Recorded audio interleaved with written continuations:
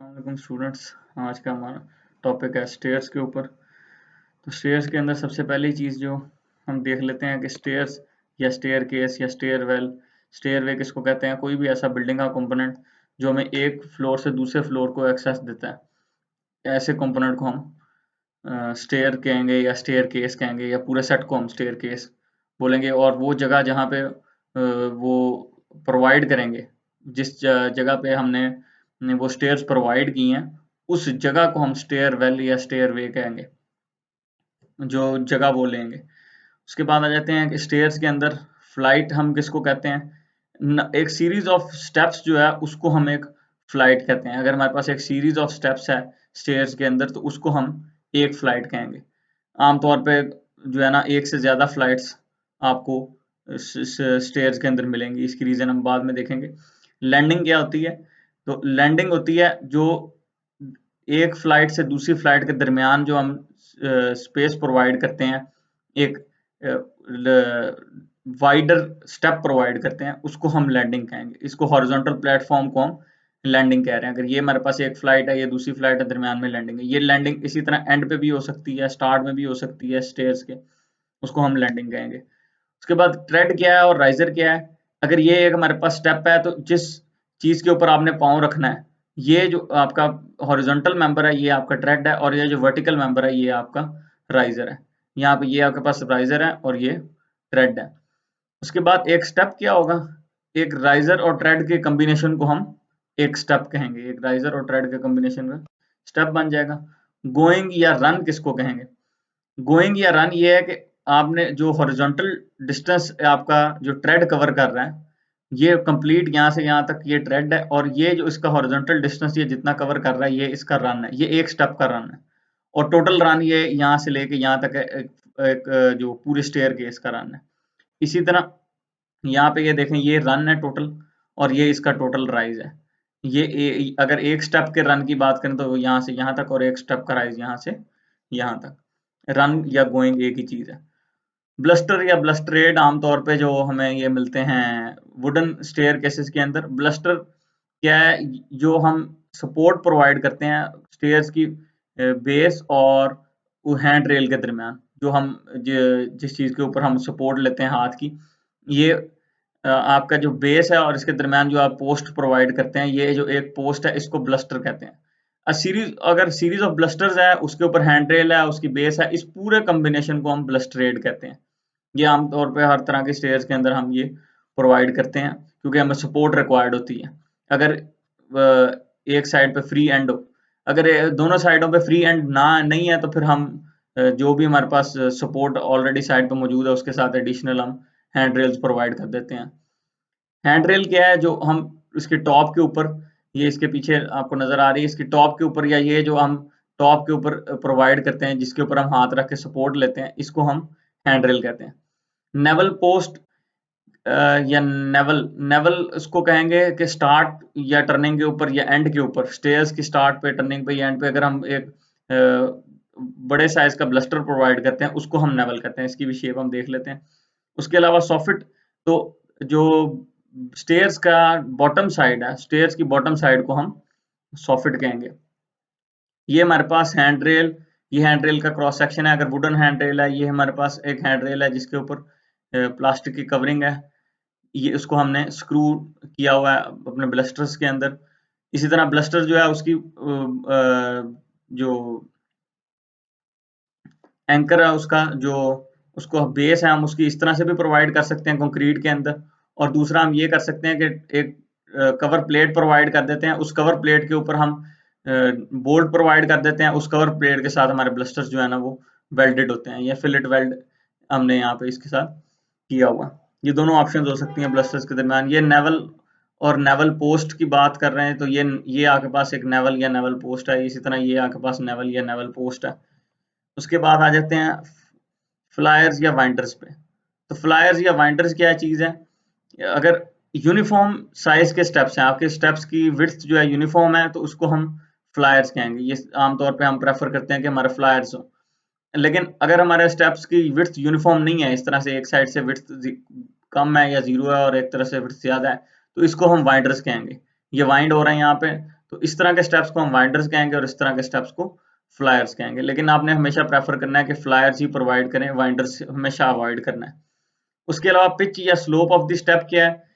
जो आपका एंगल बन रहा है हॉरिजॉन्टल के साथ, आपका टॉप इस नोजिंग का, सिंपल हम नोजिंग की लाइन को ज्वाइन कर देते हैं और जो हमारा ये जो एंगल बनेगा थीटा, ये एंगल जो है हमारा, ये एंगल हमारी पिच कहलाएगा या स्लोप कहलाएगा। और ये जो लाइन है, जो इंक्लाइंड लाइन है जो टॉप और बॉटम को ज्वाइन कर रही है, इसको हम पिच लाइन कहेंगे।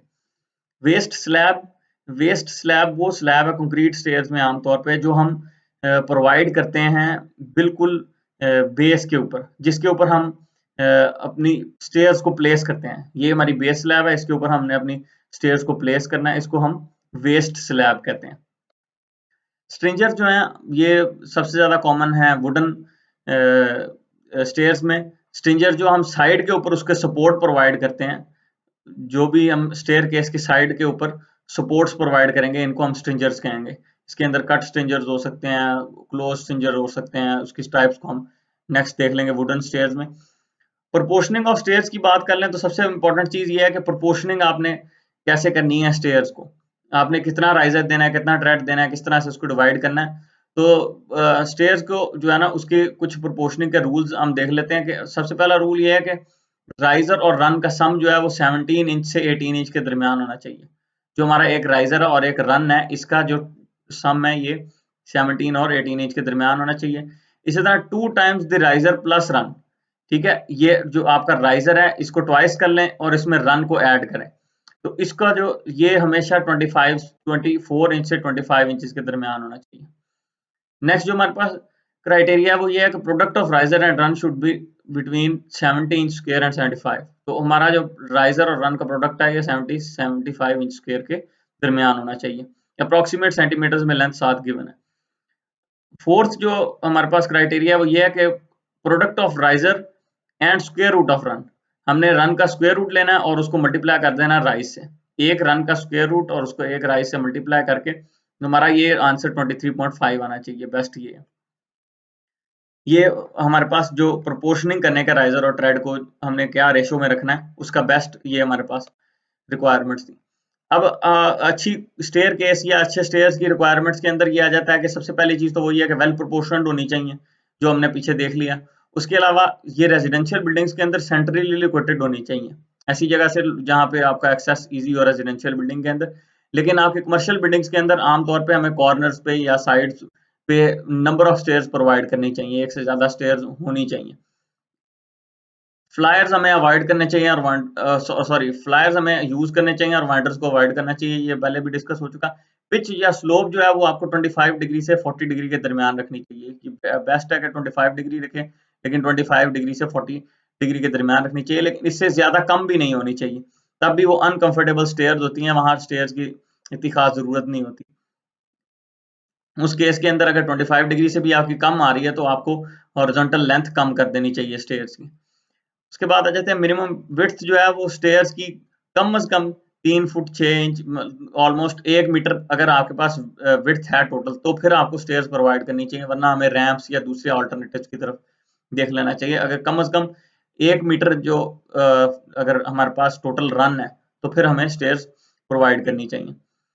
नंबर ऑफ स्टेप्स जो है वो 3 से 12 होने चाहिए एक फ्लाइट में। तो एक फ्लाइट के अंदर मैक्सिमम जो नंबर ऑफ स्टेप्स हैं वो 12 है। तो आमतौर पे जो जनरल साइज हम स्टेप्स का यूज करते हैं, वो नंबर ऑफ स्टेप्स अगर हमने 12 रखने हैं तो हम आम रेजिडेंशियल बिल्डिंग के अंदर एक फ्लोर से दूसरे फ्लोर के ऊपर एक फ्लाइट में नहीं जा सकते। इसलिए मैंने आपको बताया कि आमतौर पे घरों में या आमतौर पे आपने देखा होगा नंबर ऑफ फ्लाइट्स जो है वो एक से ज्यादा होती हैं स्टेयर्स में। वो नंबर ऑफ फ्लाइट्स एक से ज्यादा होने का वजह ये है कि हमने यूजर की कंफर्ट को देखते हुए हमने ये क्राइटेरिया तय कर दिया कि 3 से 12 के दरमियान होने चाहिए एक स्टेप में, इससे ज्यादा नहीं होने चाहिए स्टेप्स और इससे कम भी नहीं होने चाहिए। तो इसलिए हमें आमतौर पे जो है एक से ज्यादा फ्लाइट्स नजर आती हैं स्टेयर्स केसेस में। उसके अलावा हैंड रेल जो है वो कन्वीनियंट, उसकी हाइट जो है स्पेसिफिक है, वो 0.75 मीटर से 0.85 मीटर के दरमियान होनी चाहिए। उसके अलावा जाहिर है वर्कमैनशिप और मटेरियल जो है हमेशा आपने बेस्ट यूज करना है।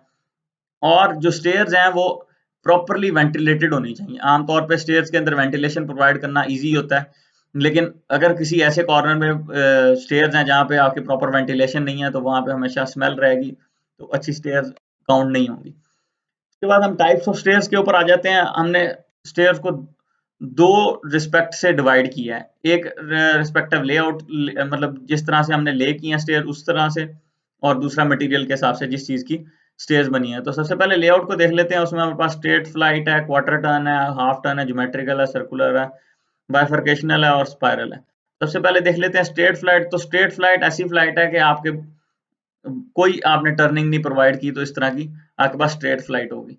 ये साथ में आपको एग्जांपल इसलिए दी है कि ज़रूरी नहीं है कि आपके पास स्ट्रेट फ्लाइट जो है वो हमेशा विदाउट लैंडिंग हो। विद लैंडिंग भी आप स्ट्रेट फ्लाइट प्रोवाइड कर सकते हैं। ये आपने बहुत जगहों पे देखी भी होंगी कि विद लैंडिंग, ये लैंडिंग है दरमियान में और हमने एक स्ट्रेट फ्लाइट प्रोवाइड की है।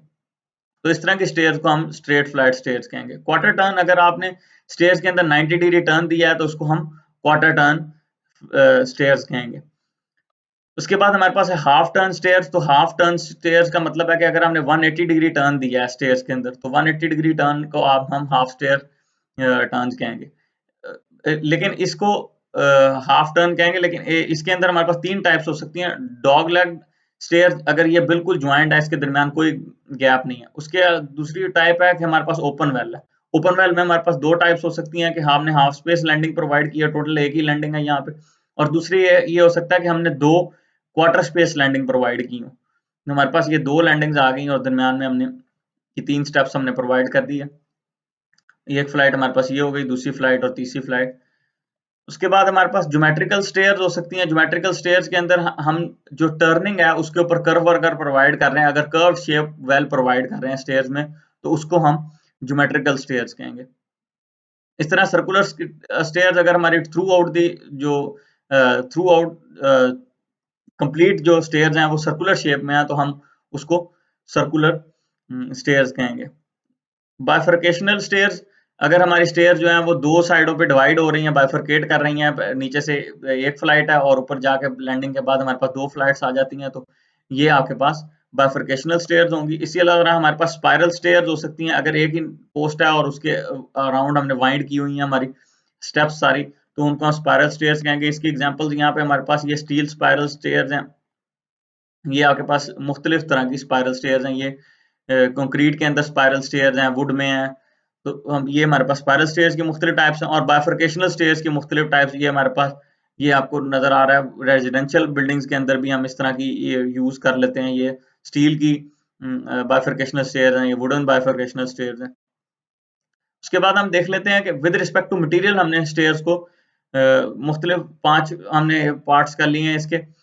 Wooden stair, stone stair, metal stair, reinforced concrete stairs और ब्रिक स्टेयर। सबसे पहले हम देख लेते हैं कि वुडन स्टेयर्स हमारे पास है। अगर हमारे पास वुडन स्टेयर्स हैं तो उसके केस के अंदर हमारे पास उसके कंपोनेंट्स मेनली ये होंगे। स्ट्रिंजर होगा जो उसकी साइड पे प्रोवाइड करते हैं, ट्रेड होगा, राइजर प्लैंक होगा, एक राइजर के लिए अलग प्लैंक, ट्रेड के लिए अलग प्लैंक, ब्लस्टर और नेवल पोस्ट, हैंड रेल्स होंगी और लैंडिंग होगी। लैंडिंग के लिए अलग से प्लैंक्स होंगे। अगर वुडन आपने प्रोवाइड करने हैं या आप कंक्रीट का या स्टोन का प्रोवाइड कर रहे हैं, वो भी ऑप्शन हो सकती है। हमेशा जो ट्रेड और राइजर है, इसको टंग एंड ग्रूव जॉइंट से हमने ज्वाइन करना है। ये आपके पास जो टंग एंड ग्रूव जॉइंट है, इससे आपने एक साइड पे ग्रूव प्रोवाइड करनी है, दूसरी साइड पे टंग, और उसके दरमियान में उसको फिक्स कर देना। उसके अलावा मिनिमम साइज स्ट्रिंजर या मिनिमम साइज स्ट्रिंजर का जो है वो 25 सेंटीमीटर से मल्टीप्लाई ओवर 2.8 सेंटीमीटर होना चाहिए। कि अगर आपका स्ट्रिंजर जो है वो 25 सेंटीमीटर अगर आपकी लेंथ है, तो उसकी विड्थ जो है उसमें 2.8 सेंटीमीटर होनी चाहिए। प्लैंक की थिकनेस जो हमने यूज करनी है वो ट्रेड के ऊपर हमारा जो मेन वेट है वो ट्रेड के ऊपर आना है, तो ट्रेड के ऊपर जो है थिकनेस आपको कम से कम 3.2 सेंटीमीटर या 1 1/4 ऑफ एन इंच यूज करनी चाहिए। और जो राइजर है, ये क्योंकि हमने प्रोवाइड करना है वर्टिकल डायरेक्शन में, तो इसका मोमेंट ऑफ इनर्शिया हमें मिनिमम विड्थ के ऊपर भी हमें मिल जाएगा, तो हमें इसकी जो विड्थ है कम से कम वो 1.6 सेंटीमीटर यूज करनी चाहिए। प्रोजेक्टेड नोजिंग जो है वो लाजमी देनी चाहिए हमें। जो स्टेप्स के ट्रेड है, इसको थोड़ा सा एक्सटेंड करना चाहिए फॉरवर्ड, इसको नोजिंग कहते हैं। तो नोजिंग हमें प्रोजेक्टेड नोजिंग प्रोवाइड करनी चाहिए। ऑर्नामेंटल मोल्डिंग्स ये हम वुडन स्टेयर्स के अंदर बड़ी आसानी से प्रोवाइड कर सकते हैं। उसके अलावा स्टेयर फ्लाइट जो quarter turn, half turn, geometrical stair, ये सारी हम बड़ी आसानी से हम वुडन स्टेयर्स के अंदर अचीव कर सकते हैं, क्योंकि वुडन प्लैंक्स जो हैं या इनको हम किसी भी शेप में कट कर सकते हैं, जिनको कट करने की वजह से हम पूरे स्टेयर केस को किसी भी शेप में बना सकते हैं, हमारे पास कोई रिस्ट्रिक्शन नहीं है। स्ट्रिंजर जो है उसकी टाइप्स 4 तरह के स्ट्रिंजर हो सकते हैं। एक क्लोज स्ट्रिंजर है, अगर आपके पास कंप्लीटली क्लोज है, साइडों से बिल्कुल आपको स्टेयर्स नजर नहीं आ रही, तो उसको हम क्लोज स्ट्रिंजर्स कहेंगे। अगर आपके पास ओपन आपको स्ट्रिंजर्स नजर आ रहे हैं, साइडों से स्टेयर्स का पता लग रहा है, तो इसको हम कट स्ट्रिंजर्स या ओपन स्ट्रिंजर्स कहेंगे। उसके बाद हमारे पास रफ स्ट्रिंजर्स आ जाते हैं, अगर हमें दरमियान में इंटरमीडिएट स्ट्रिंजर्स प्रोवाइड करने पड़े, वाइडर स्टेप्स है हमारे पास, तो आमतौर पे वैसे वाइडर स्टेप्स ना भी हो तो हम कोशिश करते हैं कि जो रफ स्ट्रिंजर है ये प्रोवाइड करें। तो ये जो है, अगर वाइडर स्टेप है तो लाजमी एक से ज्यादा भी हम प्रोवाइड कर सकते हैं। तो ये जो दरमियान में आपको इंटरमीडिएट स्ट्रिंजर प्रोवाइड करना पड़ता है, ये आपका रफ स्ट्रिंजर है। वेदर स्ट्रिंजर, वेदर वेदर्ड जो स्ट्रिंजर है, ये ऐसा स्ट्रिंजर है जिसको आपने खुद किसी सर्कुलर शेप में या ऐसी शेप में जिसके ऊपर आपको प्रोवाइड करनी पड़ी स्टेयर, हमें कोई भी स्टेयर ज्योमेट्रिकल स्टेयर हमें प्रोवाइड करनी पड़ी है, कोई ऐसा टर्न देना पड़ा है जहाँ पे हमें कर्व पाथ के अंदर ये वुडन ब्लैक्स को मोल्ड करना पड़ा है, तो उसको हम वेदर्ड स्ट्रिंगर कहेंगे। आमतौर पे इस तरह से अगर हमें प्रोवाइड करना हो तो हम बाय पार्ट्स इनको ज्वाइन करके प्रोवाइड कर देते हैं, लेकिन बेस्ट तरीका ये है कि हम इसको मॉइस्ट करके, गीला करके उसको उस शेप में ले आते हैं जिस शेप के ऊपर हमें प्रोवाइड करना हो, और फिर हम उसको ड्राई कर लेते हैं और वो हमारा यूज में आ जाता है। ये हमारे पास वुडन स्टेयर्स के मुख्तलिफ शेप्स आपके देख सकते हैं। इसके अंदर ये आपके पास ये जो थोड़ा सा एंड निकला हुआ है, ये नोजिंग है, और ये हमारे पास क्लोज स्ट्रिंजर है, और ये ओपन स्ट्रिंजर है। ये हमारे पास क्लोज स्ट्रिंजर और ये ओपन स्ट्रिंजर। वुडन स्टेयर्स में हमारे पास एक और चीज जो थी कि आपके पास रफ स्ट्रिंजर, सिर्फ ओनली रफ स्ट्रिंजर के ऊपर भी हम स्टेयर्स प्रोवाइड करते हैं। आपने ये देखा होगा कि सिर्फ रफ स्ट्रिंजर के साथ भी हम स्टेयर प्रोवाइड कर देते हैं, साइडों पे कोई स्ट्रिंजर नहीं है और सिर्फ रफ स्ट्रिंजर हमने प्रोवाइड किया और उससे हमने स्टेयर्स प्रोवाइड कर दिए। ये हमारे जो यूजुअल स्टेयर है उसके अंदर इस तरह से हम करते हैं कि साइड पे हमने स्ट्रिंजर्स प्रोवाइड कर दिए, उसके साथ हमने प्लैंक्स अपवर्ड जो है ना प्लेस कर दिए, ये फिक्स कर दिए। ये जो प्लैंक्स हमने प्लेस कर दिए, इसके ऊपर हमने अपना ट्रेड प्लेस कर दिया और यहाँ पे हमने राइजर फिक्स कर दिया, और इस तरह से हमने ये बिल्कुल एंड्स के ऊपर जो है ना ये प्लैंक्स प्रोवाइडेड है, और उसके ऊपर हमने राइजर अपना प्लेस किया और इस तरह से हमने प्रोवाइड कर दिया। दूसरा तरीका ये हो सकता है कि हम अपना जो स्ट्रिंजर है उसको कट इस तरह से कर लें, सिंपली उसके ऊपर हम अपना राइजर और थ्रेड लगाते जाएं और उसको आपस में फिक्स कर दें, तो हमारे पास ये भी स्टेयर वुडन स्टेयर केस बन जाएगा। उस वुडन स्टेयर केस आमतौर पे हम इसके अंदर स्टेयर्स के बैक के ऊपर ये जो ट्रेड और राइजर है इसके ऊपर बेटर है कि आप वेजेस के ऊपर प्रोवाइड करें, इसको फिक्स करने के साथ साथ यहाँ पे आपने टंग एंड ग्रूव जॉइंट तो देना ही देना है, साथ में आप वेजेस प्रोवाइड करें ताकि ये बेहतर तरीके से फिक्स होगा। उसके बाद ये हमारा ओपन स्ट्रिंजर टाइप है स्टेयर्स की, ये भी हमारे पास ओपन स्ट्रिंजर टाइप्स है। उसके ऊपर जो आप इस तरह से भी प्लेस कर सकते हैं कि आपके जो थ्रेड है वो आपके स्ट्रिंजर के नीचे आ रहा हो, ये उससे भी बेटर ऑप्शन है। और दूसरी ऑप्शन ये है कि आपने सिंपली उसके ऊपर प्लेस कर दिया और आपने राइजर प्रोवाइड ही नहीं किया, तो ये भी आपके पास एक ऑप्शन हो सकती है वुडन स्टेयर्स में। कंक्रीट स्टेयर्स के अंदर हमारे पास या तो प्लेन कंक्रीट होगा या रीइंफोर्स कंक्रीट होगा। प्लेन कंक्रीट में हमारे पास स्पैंड्रेल टाइप स्टेयर्स होती हैं आमतौर पे, या ऐसी जगह पे हम स्टेयर्स प्रोवाइड करते हैं जहाँ पे हमारे पास ऑलरेडी ग्राउंड बेस होती है, वहां पे भी हम पीसीसी की स्टेयर्स प्रोवाइड कर सकते हैं। आरसीसी स्टेयर्स रिकमेंडेड हमेशा कंक्रीट के अंदर आरसीसी स्टेयर्स होंगी। आरसीसी स्टेयर्स के अंदर हमने रीइंफोर्समेंट प्रोवाइड की होगी, उसके अंदर हम slab beam type, cantilever type और स्लैब टाइप तीनों तरह की जो स्टेयर्स हैं वो बना सकते हैं। तो स्लैब इसके अंदर ये आपके पास स्टेयर कंक्रीट स्टेयर केस है जिसके अंदर कोई लैंडिंग नहीं है ना एंड पे, और सिंपली हमने ये करना है कि हमने यहाँ पे एक बीम प्रोवाइड किया, यहाँ पे बीम प्रोवाइड किया और दरमियान में हमने अपनी फ्लाइट ऑफ स्टेयर्स प्रोवाइड कर दी। दूसरे केस में हमारे पास ये हो सकता है कि हमारे पास एंड के ऊपर लैंडिंग आ रही हो या स्टार्ट में लैंडिंग आ रही हो, तो उस केस में लैंडिंग के एंड के ऊपर हमने बीम प्रोवाइड करना है। ये भी हम कर सकते हैं कि यहाँ पे भी एक बीम प्रोवाइड कर दें, लेकिन यहाँ अगर आपके पास यहाँ पर रिस्ट्रिक्शन है, जगह इतनी नहीं है, हेडरूम भी हमें प्रोवाइड करना है, तो बेटर है कि आप यहाँ पे एक बीम प्रोवाइड करें और इसके ऊपर हमारी जो फ्लाइट है ये उसके उसका वेट इसके ऊपर आ जाए। उसके अलावा हमारे पास दोनों साइडों पे लैंडिंग भी हो सकती है, और हम ये भी कर सकते हैं कि सिंपली ग्राउंड के ऊपर जो पीसीसी की स्टेयर्स हैं वो हमारे सिंपली ग्राउंड के ऊपर भी प्लेस हो सकते हैं, वो बगैर रीइंफोर्समेंट की हो सकती है। ये जो डॉटेड लाइन है इससे हमारे पास ये रीइंफोर्समेंट को शो कर रही है। उसके अलावा कंक्रीट के अंदर हम बेहतर तो नहीं है लेकिन विदाउट नॉजिंग भी हम प्रोवाइड कर सकते हैं कंक्रीट स्टेयर्स, लेकिन बेस्ट है कि आप कंक्रीट के साथ ही नॉजिंग प्रोवाइड करें, कंक्रीट की नॉजिंग प्रोवाइड करते हैं। दूसरी ऑप्शन ये है कि हम स्लोपिंग राइजर प्रोवाइड करते हैं, स्लोपिंग राइजर से हमें नॉजिंग देने की जरूरत ही नहीं है। इस तरह नॉजिंग प्रोवाइड करने से हमारे पास ट्रेड के ऊपर जो स्पेस है वो बढ़ जाती है। उसके अलावा हम सेफ्टी ट्रेड्स जो है वो बने बनाए मिलते हैं वो यूज कर सकते हैं, उसके साथ अटैच कर सकते हैं स्टील के मुख्तलिफ मटेरियल्स के। ये अगर हमारे पास आरसीसी स्लैब और बीम टाइप स्टेयर्स हैं तो हम उस केस के अंदर टिपिकल ये क्रॉस सेक्शन है कि हम ये करेंगे कि हमारे थ्रू आउट द बीम जहाँ पे हम वुडन स्टेयर्स के अंदर स्ट्रिंजर्स प्रोवाइड करते थे, इंटरमीडिएट स्ट्रिंजर, इस तरह हमने throughout the staircase हमने बॉटम के ऊपर सॉफिट के ऊपर हमने ये बीम्स प्रोवाइड कर दिए दो, और उनके ऊपर हमने एक स्लैब प्रोवाइड कर दी। इस स्लैब के ऊपर हमने हमारे जो स्टेप्स हैं वो प्लेस कर दिए। हमने बॉटम के ऊपर दो बीम्स, ऊपर एक स्लैब, और उसके ऊपर हमने अपने स्टेप्स प्लेस कर दिए। ये इंक्लाइंड मेंबर है।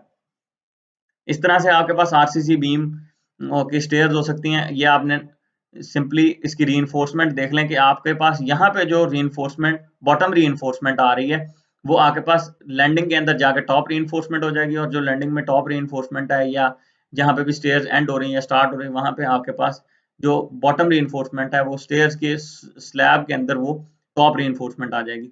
सिंपली इस तरह से हमने रीइंफोर्समेंट इंक्लाइंड मेंबर्स प्रोवाइड कर दिया, और इसी तरह हमने क्रॉस सेक्शन में अंदर भी रीइंफोर्समेंट प्रोवाइड कर दी। और बेटर है कि अगर जहाँ पे स्टेयर स्टार्ट हो रही हैं एंड हो रही हैं वहां पे अगर हम बीम प्रोवाइड कर सकें तो वहां पे हम बीम प्रोवाइड करते हैं एक्स्ट्रा सपोर्ट के लिए।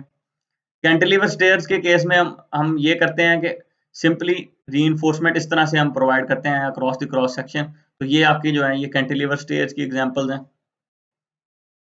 मेटल स्टेयर्स के अंदर हमारे पास जो मेन पार्ट्स हैं वो स्ट्रिंजर आएंगे। मेटल स्टेयर्स के अंदर स्ट्रिंजर जो है वो बड़ा सबसे नंबर वन पार्ट है जो इम्पोर्टेंट है। उसके बाद ट्रेड और राइजर है, उसके बाद जो प्लेट है जो आप उसके ऊपर प्रोवाइड करेंगे आमतौर पर नॉन स्लिपरी प्लेट होगी जो टॉप के ऊपर हम प्रोवाइड करेंगे ट्रेड के ऊपर। तो हमारे पास ट्रेड की जो सरफेस है उसकी सरफेस डिफाइन करेगी कि किस टाइप की स्टेयर्स हैं। हम उसकी जो सरफेस है मुख्तलिफ यूज कर सकते हैं। चेकर्ड प्लेट भी हम यूज कर सकते हैं जो स्टील की होती हैं आमतौर पर, स्टोन स्लैब यूज कर सकते हैं, कंक्रीट की स्लैब यूज कर सकते हैं ट्रेड के ऊपर, और स्पाइरल स्टेयर्स भी हम यूज कर सकते हैं। तो उसको स्पाइरल्स के कैटेगरी के अंदर हम ऐड कर देंगे। उस केस में हमारे पास जो सेंट्रल पाइप है और जो नेवल है या सेंट्रल जो हम सपोर्ट यूज करेंगे वो हमारे पास स्टील की है, तो हमारा ये स्टेयर केस जो है वो स्टील का कहलाएगा।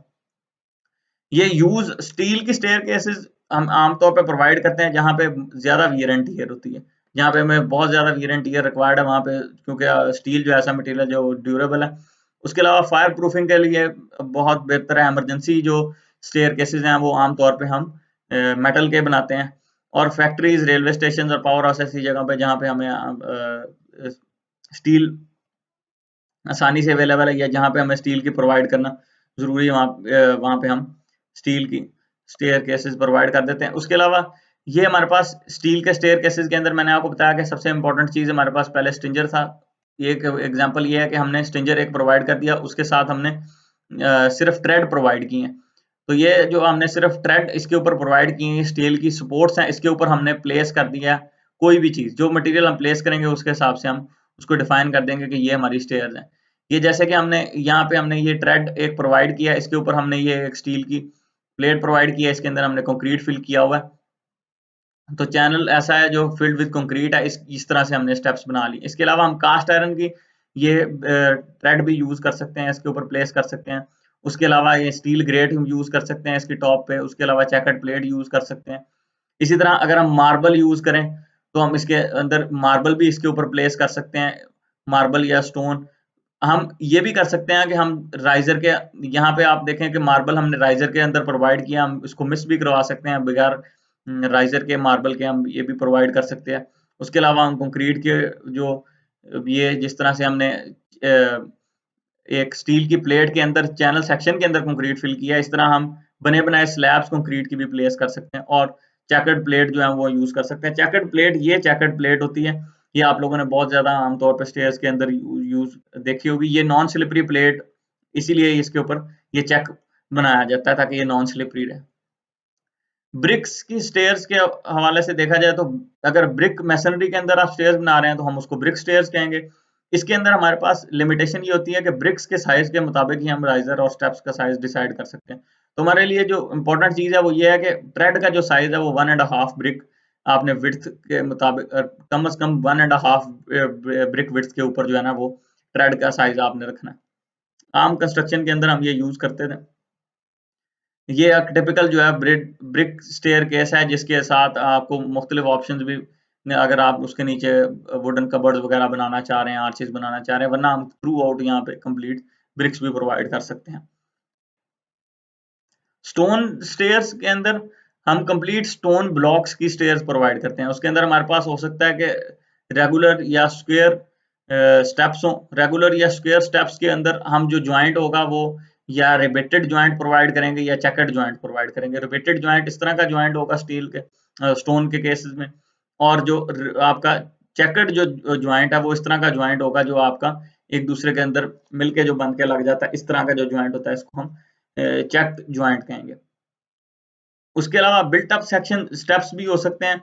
वो बिल्ट अप स्टेप्स ऐसे होते हैं कि आपको बने बनाए स्टेप्स हैं, आपने सिंपली ला के प्लेस करने, लेकिन उनको जो आपने ज्वाइन करना है वो आपने डॉवल और क्रैम्प्स के साथ ज्वाइन करना है। सिंपल एक ग्रूव होता है, उसके अंदर हम एक डॉवल प्रोवाइड करते हैं, लेकिन जो डॉवल और क्रैम्प है उसके अंदर आपने एक चीज को ध्यान में रखना है कि आपने उसके अंदर जो ग्लू मटेरियल है वो आपने सीमेंट सैंड मोटार यूज करना है, क्योंकि हम स्टोन की बात कर रहे हैं तो सीमेंट सैंड मोटार जो है ना बेस्ट आपका ग्लू मटेरियल होगा। उसके अलावा स्पैंड्रिल स्टेप्स हम यूज कर सकते हैं। उसके अंदर हमें रिवेटेड स्टोन, यही जो आपके स्टेप्स हैं, हमने इसके अंदर जो स्टोन ब्लॉक है वो यहाँ पे हमने इंक्लाइंड प्रोवाइड करना है, ट्रायंगुलर शेप का ज्वाइंट यहाँ पे प्रोवाइड करेंगे तो हम उसको स्पैंड्रिल स्टेप्स कहेंगे स्टोन्स के अंदर। नेक्स्ट हम देख लेते हैं एक न्यूमेरिकल प्रॉब्लम इससे रिलेटेड, कि अगर हमारे पास एक प्रैक्टिकल प्रॉब्लम है कि हमारे पास स्टेयर्स हैं तो हमें वो कैसे डिजाइन करनी होती हैं। तो सबसे पहले हमारे पास जो एग्जांपल है इसके अंदर हमारे पास स्टोरी हाइट है 2.62 मीटर। एक स्टोरी से दूसरी स्टोरी के दरमियान, फ्लोर के दरमियान जो हाइट है वो 2.26 है, तो हमारा टोटल जो राइज है वो हमारे पास 2.62 मीटर है।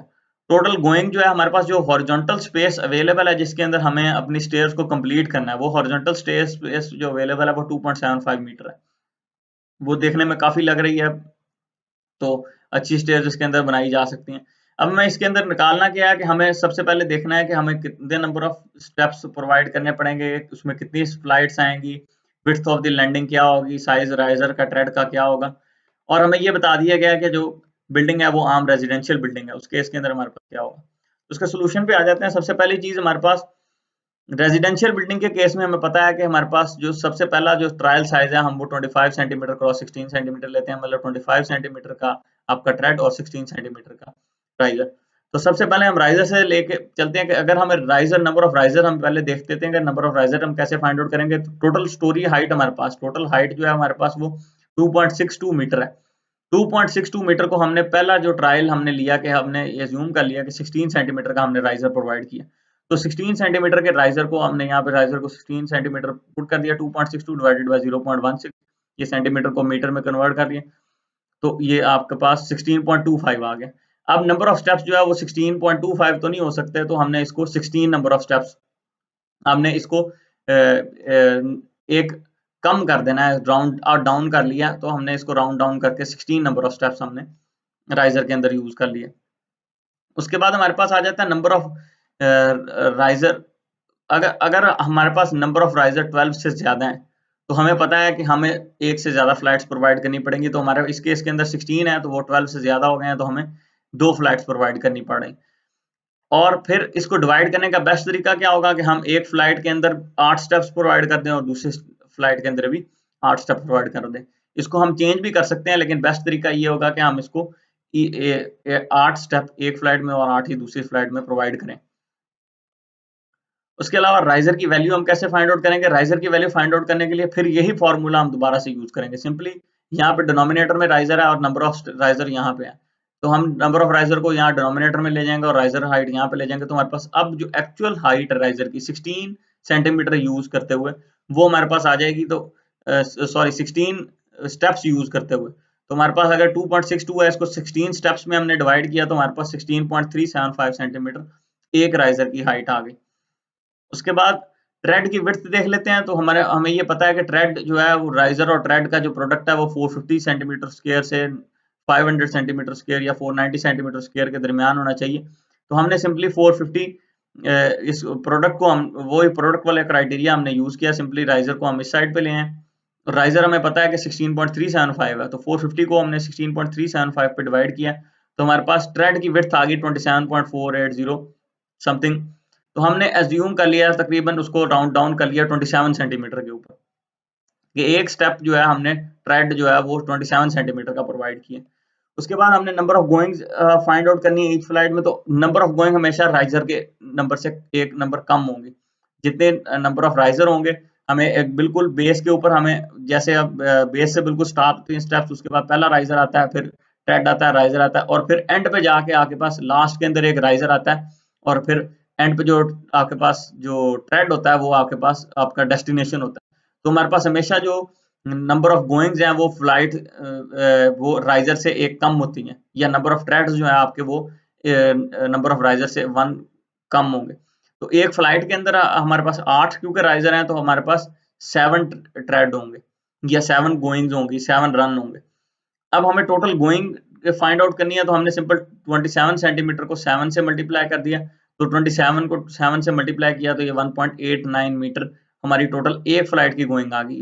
हॉरिजॉन्टल एक फ्लाइट की गोइंग हमारे पास 1.89 मीटर आ गई। उसके बाद हमने देखा विड्थ ऑफ द लैंडिंग क्या है। तो विड्थ ऑफ द लैंडिंग देखने के लिए हमारे पास हमें पता लग गया कि 1.89 मीटर में तो हमारी गोइंग है एक फ्लाइट की। तो अगर टोटल हमारे पास डिस्टेंस था 2.75 मीटर, हमारे पास टोटल जो अवेलेबल विड्थ थी, जो टोटल गोइंग या रन था हमारे पास 2.75 मिलीमीटर था। अब हमने 1.89 मीटर के अंदर तो प्रोवाइड कर दी है अपनी फ्लाइट्स। तो हमारे पास जो बाकी का बच गया वो 2.75 माइनस 1.89, तो हमारे पास 0.86 मीटर बाकी बच गया विड्थ ऑफ लैंडिंग जो है। तो अब हम इसको चेक भी कर लेते हैं। हमारे पास चेक था कि 2 times the riser plus going को हम करें तो हमारा ये 15 सेंटीमीटर 55 सेंटीमीटर से 60 सेंटीमीटर के दरमियान होना चाहिए। तो हमने सिंपली यहाँ पे राइजर हमारा जो है वो 16.375 है, गोइंग जो है वो 27 सेंटीमीटर है, हमने यहाँ पे सिंपली उसको प्लेस किया। हमारे पास ये 16.375 और हमारे पास 27 और हमारे पास 59.75 सेंटीमीटर ये आंसर आ गया। तो ये इस क्राइटेरिया को चेक सेटिस्फाई कर रहा है। यहाँ पे हम ऑलरेडी एक क्राइटेरिया यूज कर चुके हैं, तो ये हमारा दो क्राइटेरिया को सेटिस्फाई कर रहा है। ये आपका पहले ही 2 क्राइटेरिया के ऊपर सेटिस्फाइड है। ये पहला जो ट्रायल साइज था ये भी आपका, तो आप कम से कम 3 क्राइटेरिया जो है इसके अंदर वो सेटिस्फाई कर दिए हैं। तो बाकी क्राइटेरिया को भी चेक किया जा सकता है कि वो सेटिस्फाई हो रहे हैं या नहीं हो रहे, लेकिन एक चेक काफी होता है। उसके बाद इस स्टेयर्स के वाले से जो यूजफुल लिंक्स है, ये आपको बहुत अच्छी वेबसाइट है, यहाँ से आपको काफी इन्फॉर्मेशन स्टेयर्स के वाले से मिल जाएगी, स्टेयर की टाइप्स के वाले से, स्टेयर के मटेरियल के वाले से। तो ये लिंक है, ये काफी इंपॉर्टेंट हो सकता है। इसके साथ ही हमारा लेक्चर एंड होता है। Thank you.